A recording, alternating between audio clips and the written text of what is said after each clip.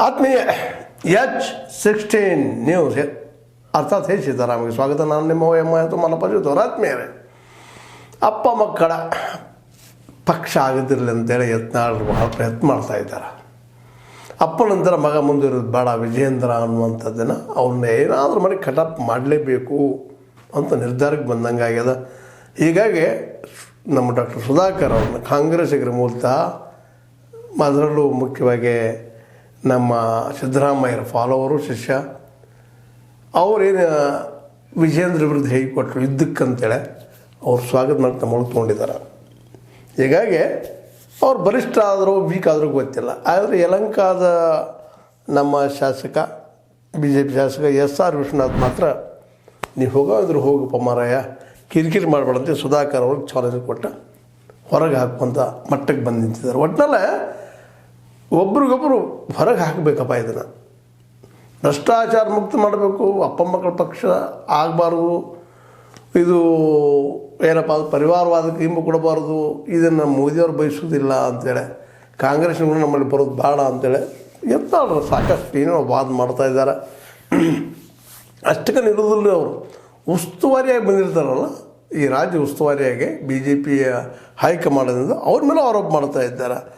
ಮೊದಲನೇದಾಗಿ ನಮ್ಮ ಹಿಂದಿನ ಅರುಣ್ ಸಿಂಗ್ ಅಂತೇಳಿ ಹಿಂದಿದ್ದ ರಾಜ್ಯದ ಉಸ್ತುವಾರಿ ಅವ್ರ ಮೇಲೆ, ಜೊತೆಗೆ ರಾಧಾ ಮೋಹನ್ ದಾಸ್ ಅಗರ್ವಾಲ್ ಅವರು ಉಸ್ತುವಾರಿ ರಾಜ್ಯದ ಬಂದವರು, ಇವರಿಗೆ ದುಡ್ಡು ಕೊಟ್ಟು ತಮ್ಮ ಬೇಕಾದ ಮಾಡಿದರು ಒಂದು ಗಂಭೀರವಾದ ಆರೋಪ ಮಾಡ್ತಾ ಇದ್ದಾರೆ.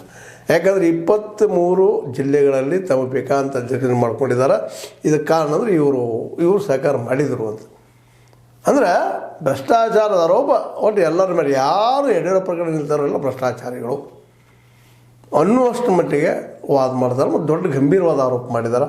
ಉಸ್ತುವಾರಿಯಾಗಿ ಬಂದಂಥವರು ಇಲ್ಲಿ ಈ ಅಪ್ಪ ಮಕ್ಕಳಿಗೆ ಲಾಭ ಮಾಡುವಂಥ ಹುದ್ದೆ ಬಿಟ್ಟು ಕೊಡ್ತಾ ಇದ್ದಾರೆ ಮತ್ತು ಅವ್ರು ಲಾಭ ಮಾಡ್ಕೊಂಡಿದ್ದಾರೆ. ಅವರು ಭ್ರಷ್ಟನ ಅನ್ನುವಂಥ ಆರೋಪ ಮಾಡ್ತಾ ಇದ್ದಾರೆ. ಇದೇ ರೀತಿ ಮುಂದುವರೆದ್ರೆ ಗತಿ ಏನಂತ BJP ಅದು.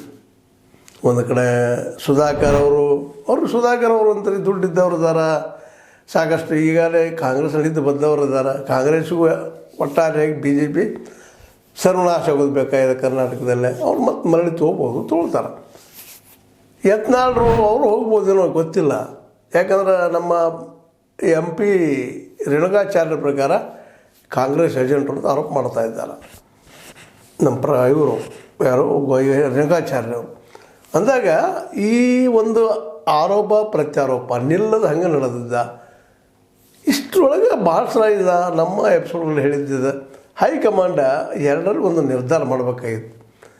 ಸುಮ್ಮನೆ ಬಾವಿಕೊಂಡು ಹೋಗ್ರಿ, ಒಂದು ಇಲ್ಲ ನೀವು ಪಕ್ಷ ಬಿಟ್ಟು ಹೋಗ್ರಿ ಅಂತ ಯತ್ನಾಳವ್ರು ಆಗಲಿ ಅಥವಾ ವಿಜೇಂದ್ರ ಅವ್ರನ್ನ ಹೊರಗೆ ಹಾಕಲಿ, ಇಬ್ಬರಲ್ಲಿ ಒಬ್ಬರು ಹಾಕಬೇಕಾಗಿತ್ತು. ಹೌದು, ಇವತ್ತು ದುಡ್ಡು ಮಾಡಿದ್ದಾರೆ, ದುಡ್ಡು ಇಲ್ಲದೆ ಯಾರು ರಾಜಕೀಯ ಮಾಡ್ತಾರೆ ರೀ?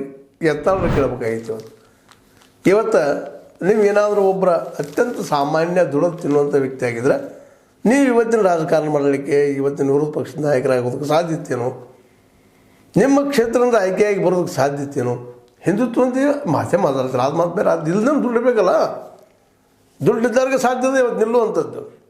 ನಿಮಗಿಂತ ಒಂದು ಸ್ವಲ್ಪ ಹೆಚ್ಚು ಗಳಿಸಿದ್ದಾರೆ ಯಡಿಯೂರಪ್ಪನವರು, ಅದರಿಂದ ಸುಳ್ಳೇನಲ್ಲ. ಒಂದು ರಾಜ್ಯವನ್ನು ಆಳುವಷ್ಟರ ಮಟ್ಟಿಗೆ, ತನ್ನ ಸಂತತಿ ಅದು ಮುಂದುವರಿಸುವಷ್ಟು ಮಟ್ಟಿಗೆ ಅವ್ರು ಬೆಳೆದು ನಿಂತಾರಂದ್ರೆ ಇವತ್ತು ರಾಜಕೀಯ ದುಡ್ಡಿದ ಮೇಲೆ ಅದ. ಯಾರು ದುಡ್ಡು ಹಂಚ್ತಾರೆ, ಯಾರು ಸರಿ ಹಂಚ್ತಾರೆ? ನಿಮ್ಮಲ್ಲಿ ಯಾರೂ ಇಲ್ವಾ? ನಿಮ್ಮ ಗುಂಪಿನಲ್ಲೇ ಭ್ರಷ್ಟಾಚಾರಿಗಳು ಯಾರೂ ಇಲ್ವಾ ಪ್ರಾಮಾಣಿಕರ ಅಂತ ಅವರು ಈ ವಿಜೇಂದ್ರ ಕೇಳ್ತಾ ಇದ್ದಾರೆ. ಸಹಜದ್ರಿ, ನೀವು ಅಂತಂದ್ರೆ ಅವರು ಅಂತಾರೆ. ಯಾಕೆ ಇಬ್ಬರು ಗ್ಲಾಸ್ ಹೌಸ್ದಾಗಿದ್ದವ್ರನ್ನ, ವಿಜೇಂದ್ರ ಅವರು ಗ್ಲಾಸ್ ಹೌಸ್ದಾಗಿದ್ದಾರೆ, ನೀವು ಗ್ಲಾಸ್ ಹೌಸ್ದಾಗಿದ್ದೀರಿ, ನಿಮ್ಮ ಹಿಂಬಾಲ್ ಗ್ಲಾಸ್ ಹೌಸ್ದಾಗಿದ್ದಾರೆ. ಹಿಂದೆ ಬಂಗಾರಪ್ಪನ ಮೇಲೆ ಆರೋಪ ಇರಲಿಲ್ವಾ ಭ್ರಷ್ಟಾಚಾರ ಇದ್ರಿ ಅಂತೇಳಿ? ಎಷ್ಟು ಮಂದಿ ಜನ ಇವತ್ತು ಕಾಂಗ್ರೆಸ್ಸಿಗರ ಮೇಲೆ, BJPಗರ ಮೇಲೆ ಆರೋಪಗಳಿಲ್ಲ? ಜೊತೆ ಇವತ್ತು ಯಲಹಂಕದ ನಮ್ಮ ಯಾರಪ್ಪ SR ವಿಶ್ವನಾಥ್ ಅವರು ಆರೋಪ ಮಾಡ್ತಾಯಿದ್ದಾರೆ. ಅವರು ಸ್ವತಃ ಪ್ರಾಮಾಣಿಕವಾಗಿ ಆಯ್ಕೆ ಆಗಿದ್ದಾರೆ. ಯಾರಾದರೂ ಇವತ್ತು ಇದು ಕೇಳುವಂಥ ಪ್ರಸಂಗ ಆಗಿದೆ, ಪ್ರಶ್ನೆ ಆಗಿದೆ. ಆ ದಿಶೆಯಲ್ಲೇ ಅಪ್ಪ ಮಕ್ಕಳನ್ನು ಅಧಿಕಾರದ ಉಸ್ತುವಾರಿಗಳು ದುಡ್ಡು ತೊಗೊಂಡು ಇವ್ರು ಮುಂದುವರಿಸಿ ಅಂತ ಆರೋಪ ಮಾಡಿದ್ದಾರೆ. ಇನ್ನಿದು ಯಾವ್ಯಾವ ರೂಪ ಪಡಿತು ಯಾರಿಗೆ ಬಂದರೂ ಆರೋಪ ಮಾಡ್ತಾರೆ ಇವತ್ತು ಯತ್ನಾಳರು.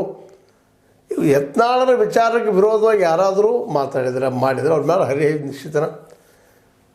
ಇಷ್ಟರೊಳಗೆ ಹೈಕಮಾಂಡ್ ಇದ್ದು ಇಬ್ಬರಲ್ಲಿ ಒಬ್ಬರನ್ನ ಆಯ್ಕೆ ಮಾಡ್ಕೋಬೇಕಾಗಿತ್ತು. ಇಬ್ಬರು ಒಂದು ಕಡೆ ಇರೋಕ್ಕೆ ಸಾಧ್ಯ ಇಲ್ಲ, ಮುಗಿದು ಹೋಗ್ಯದ. ಯಾಕೆ ಇಷ್ಟು ತಿಳಿತಾ ಇಲ್ಲ ಅವ್ರಿಗೆ? ಯಾಕೆಂತಂದ್ರೆ ಎರಡರಲ್ಲಿ ಒಂದು ಆಯ್ಕೆ ಮಾಡಿರಿ. ಯಾಕೆಂದರೆ ಲಾಂಗ್ ಟರ್ಮ್ ಯಾವ್ದು ನಿಮ್ಗೆ ಹೆಲ್ಪ್ ಆಗ್ತದಪ್ಪ. ಇಲ್ಲ ಪರಿವಾರವಾದ ಬ್ಯಾಡ್ ನಮ್ಮಲ್ಲಿ ಅಂದ್ರೆ ಹೊರಗೆ ಹಾಕಿಬಿಟ್ಟು ವಿಜೇಂದ್ರ ಅವ್ರು ಮತ್ತು ಅವ್ರ ತಂದೆಯವ್ರನ್ನ ಅವ್ರೇನಾಗಿ ಮಾಡ್ಕೊಳ್ಳಿ, ಹೊಸ ಪಕ್ಷ ಕಟ್ಕೊಳ್ಳಿ, ಮತ್ತೇನು ಮಾಡ್ತಾರೆ ಮಾಡಲಿ, ಅದನ್ನ ಮಾಡಿರಿ. ಇಲ್ಲ ಹೊಸ ಜೀವಗಳು ಬೇಕಾದ್ರೆ ಯಾರೂ ಇಲ್ಲಪ್ಪ, ಎಲ್ಲರಲ್ಲೂ ಐತಿ ಪರಿವಾರವಾದ ಇಲ್ಲದ ಯಾವುದೂ ಇಲ್ಲಿಲ್ಲ ಈ ದೇಶದಾಗ ಅನ್ನುವಂಥದ್ದು. ಮತ್ತು ಭ್ರಷ್ಟಾಚಾರಿಗಳು ಇವತ್ತು ಗಾಂಧೀಜಿ ಅಂತಹ ಅತ್ಯಂತ ಪ್ರಾಮಾಣಿಕರು ಎಲ್ಲಿ ಸಿಗ್ತಾರೆ ಇವತ್ತು? ಸಿಗ್ತಾರೇನ್ರಿ? ಸಿಗೋದ ಕಷ್ಟ. ಮತ್ತು ಅಂದಾಗ ಏನು ಮಾಡೋದು? ಈಗ ಬಿ ಜೆ ಪಿಯಲ್ಲಿಯೂ ಇಲ್ಲ, ಅಲ್ಲೂ ಇದ್ದಾರೆ ಆರೋಪಿತರು. ಅಪರಾಧಿ ಅಂತಲ್ಲ, ಆರೋಪಿತರು ಎಲ್ಲರ ಮೇಲೆ ಆರೋಪಗಳಿದ್ದಾವೆ. ಈ ದುಡ್ಡು ಎಲ್ಲಿದು ಬಂತು ಅನ್ನೋದು ಉತ್ತರ ಇಲ್ಲ. ಇವತ್ತು ಈ ರಾಜಕೀಯಕ್ಕೆ ಒಂದು ಕ್ಷೇತ್ರದಿಂದ ಆಯ್ಕೆ ಒಬ್ಬ MLA 15-20 ಕೋಟಿ ರೂಪಾಯಿ ಎಲ್ಲಿದು ಬಂತದ್ದು? ಇದಕ್ಕೆ ಎಲ್ಲರೂ ಪ್ರಾಮಾಣಿಕ ಉತ್ತರ ಕೊಡ್ಬೇಕಾಗಿತ್ತು. ಇವತ್ತು ಖರ್ಚು ಆಗಿಲ್ಲ, ಹಂಗಾದ್ರೆ ಖರ್ಚು ಮಾಡಿಲ್ಲೇನೋ ಅವ್ರವ್ರ ಕ್ಷೇತ್ರದಲ್ಲಿ? 224 ಕ್ಷೇತ್ರದ MLAಗಳಿಗೆ ಕೇಳುವಂಥ ಸರಳ ಪ್ರಶ್ನೆ ಏನಪ್ಪ ಅಂದ್ರೆ, ನೀವು ಖರ್ಚು ಮಾಡಿದ ಆಯ್ಕೆ ಆಗಿದ್ದೀರಾ?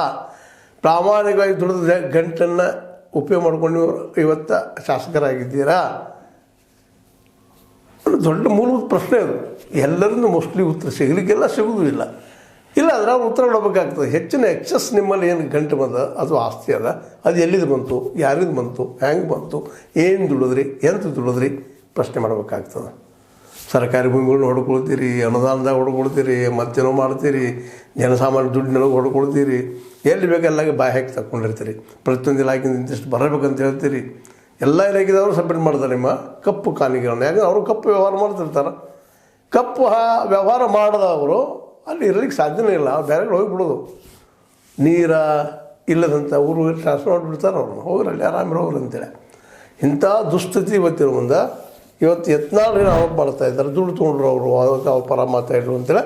ಇವು ಯತ್ನಾಳ್ರು ಹೇಳಬೇಕಿದ್ದ ಮೊದಲು ತಾವು ಎಷ್ಟು ಪ್ರಾಮಾಣಿಕದಿಲ್ಲ ಅವರು ಉತ್ತರ ಕೊಡ್ಬೇಕಾಗ್ತದೆ. ಅದೇ ಕಾಲಕ್ಕೆ ವಿಜೇಂದ್ರ ಅವರು ಸಹಿತ ನಮ್ಮ ಕೆ ಸುಧಾಕರ್ ಅವ್ರಿಗೆ ಕೇಳಿದ್ದಾರೆ, ಯಾಕ್ರಪ್ಪ ಆ್ಯಕ್ಚುಲಿ ಆಯ್ಕೆ ಮಾಡೋ ಮುಂದೆ ಉಸ್ತುವಾರಿ ಅವರಿದ್ದರು, ಜೊತೆಗೆ ಅಲ್ಲೆಲ್ಲ ಹಿರಿಯ ಜನ ಇದ್ದರು, ಅವರೆಲ್ಲ ಮುಂದೆ ಆಯ್ಕೆ ನನ್ನಿಂದ ಏನೂ ಇಲ್ಲ, ಅದು ಜಿಲ್ಲೆ ಜನರು ಆಯ್ಕೆ ಮಾಡಿದ್ದಾರೆ, ಜಿಲ್ಲಾಧ್ಯಕ್ಷರನ್ನೋದು ಮತ್ತೇನು ನೀವಿಂದ ಹೇಳಿಕೆ ಕೊಡಬಾರ್ದು ಅಂತೇಳಿ ಪಾಪ ರಿಕ್ವೆಸ್ಟ್ ಮಾಡ್ತಾ ಇದ್ದಾರೆ ನಮ್ಮ ಇವ್ರಿಗೆ ಸುಧಾಕರ್ ಅವ್ರಿಗೆ. ಹಿಂಗೆ ಒಬ್ಬರ ಮೇಲೊಬ್ಬರು ಆರೋಪ ಪ್ರತ್ಯಾರೋಪ ಇದು ನಿರಂತರ ನಡೆದಿದ್ರಿ, ನಡ್ಕೋದು ಹೋಗೋದನ್ನು ಇನ್ನೇನು ಬದಲಾಗೋದಿಲ್ಲ ಇದು. ಅದಕ್ಕೆ ಇನ್ನೂ ಪೂರ್ಣ ಮಾಡಿದ್ರೆ ನಾಶ ಆಗೋದು ಪೂರ್ಣದಲ್ಲ. ಎರಡರಲ್ಲಿ ಒಬ್ಬರನ್ನ ಇಟ್ಟುಕೊಂಡು BJP ಇದ್ದಿದ್ದು ಮುಂದುವರೆದ್ರೆ ಭಾಳ ಉತ್ತಮ. ಇಲ್ಲ ಅಲ್ಲೆಲ್ಲ ಪಂಗಡ ಒಳಗೋದು ಹೋಗಿಬಿಡ್ತಾವೆ. ವಿಜೇಂದ್ರ ಮೇಲೆ ಅವ್ರ ನಂಬಿಕೆ ಇಲ್ಲ, ವಿಜೇಂದ್ರ ಇವ್ರ ಮೇಲೆ ನಂಬಿಕೆ ಇಲ್ಲ, ದುಸ್ಥಿತಿ ಇವತ್ತದ. ಒಬ್ಬರ ಮೇಲೆ ಒಬ್ಬರು ನಂಬಿಕೆ ಇದ್ದಾಗ ಸಾಧ್ಯ ಅದ, ನಂಬಿಕೆ ಇಲ್ಲ ಅಂದ್ರೆ ಬದುಕೋದು ಕಷ್ಟ ಆಗ್ತದೆ.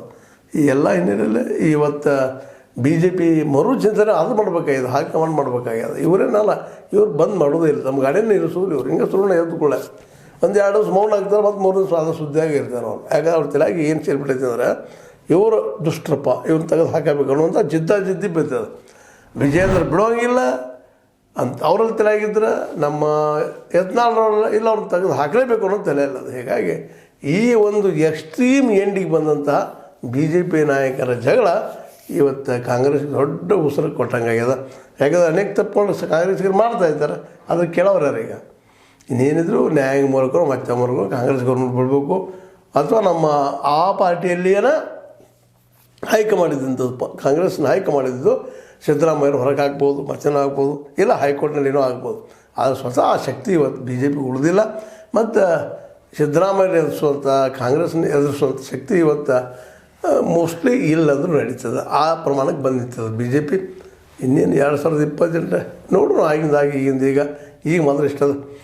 ಅದಕ್ಕೆ ಈ ಸಂದರ್ಭದಲ್ಲೇ BJPಗರು ಅಥವಾ BJP ಹೈಕಮಾಂಡ್ ಮತ್ತೊಮ್ಮೆ ಎಚ್ಚರಗಳು ಭಾಳ ಅವಶ್ಯ ಅಂತ ಹೇಳ್ತಾ, ನಿಮಗೆ ಲೈಕ್ ಆಗಿರ್ಬೋದು, ಲೈಕ್ ಆಗಿರ್ಬೋದು, ಶೇರ್ ಮಾಡಿ, ಕಮೆಂಟ್ ಮಾಡಿ, ಜೊತೆಗೆ ಸಬ್ಸ್ಕ್ರೈಬ್ ಆಗೋದು ನಿಲ್ಲಿಸ್ಲಿಕ್ಕೆ ಹೋಗ್ಬೇಡ್ರಿ. S60 ನ್ಯೂಸ್ ಅರ್ಥಾತ್ ಚಿತ್ತಾರಂಭಿದು ಸತ್ಯದ ಕೈಗಳಲ್ಲಿ ವಂದನೆಗಳು.